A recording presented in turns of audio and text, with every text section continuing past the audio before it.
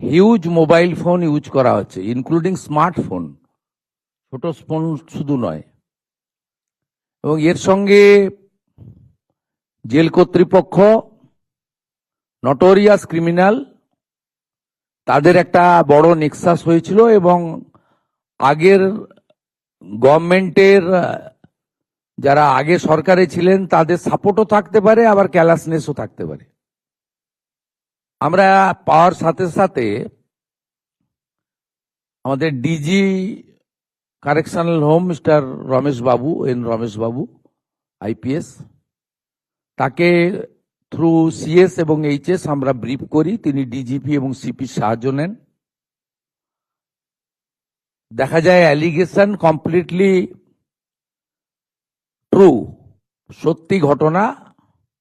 এবং কলকাতা পুলিশের ডিসি সাউথের উপস্থিতিতে জেল পুলিশ, সিপি কলকাতা এবং DG fire, DG correctional home, তাদের জয়েন্ট এফোর্টসে অনারেবল এইচএস এবং সিএস এর ডাইরেক্ট সুপারভিশনে আমরা এখানে আপনারা দেখতে পাচ্ছেন এই মোবাইল ফোনগুলো কালকে সব রিকভারি করা হয় প্রেসিডেন্সি জেল থেকে। আমরা এটা আপনাদের পাবলিকলি আনতে চাইছি এই কারণে যে গোটা রাজ্যের অপরাধীরা জেলের মধ্যেও তাদের অপরাধী নেটওয়ার্ক চালিয়ে যাচ্ছেন with the help of a section of the ruler। এবং আমাদের মনে হয়েছে এই প্র্যাকটিসটা একদিনের নয়, বছরের পর বছর। অন্যরা কেউ তো তুলতে পারেন, গতকাল তো বিজেপি সরকার।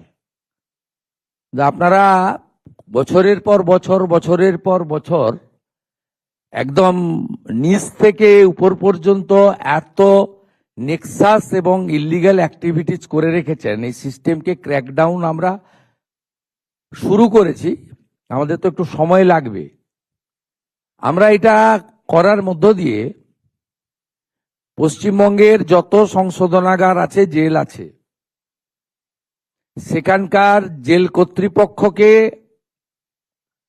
এবং আসামিদেরকে যারা সাপ্লাই করছেন এইসব ফোন বা ইত্যাদি, তাদেরকে কষান করতে চাই যে এই জিনিস আজকে এই মুহূর্ত থেকে 2 PM থেকে পশ্চিমবঙ্গে বন্ধ। দমদম সেন্ট্রাল জেল থেকে বহরমপুর সেন্ট্রাল জেল, এরকম একাধিক জায়গায় এই ধরনের অভিযোগ আছে। আমরা বলে দিলাম এটা শেষ। এবং এই মোবাইলগুলো উদ্ধার করে ওই আসামিদের জেলের যে গাইডলাইন আছে মেনে, বা সুপ্রিম কোর্টের যে গাইডলাইন আছে তাকে মেনে, তাদেরকে আলাদা সেলে সরানো থেকে শুরু করে এ প্রক্রিয়া তো ইতিমধ্যে হয়েছে।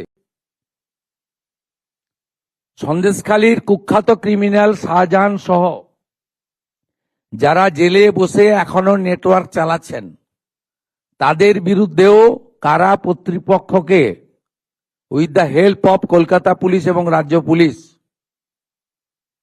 অবিলম্বে ব্যবস্থা নেওয়ার জন্য নির্দেশ জারি করা হচ্ছে।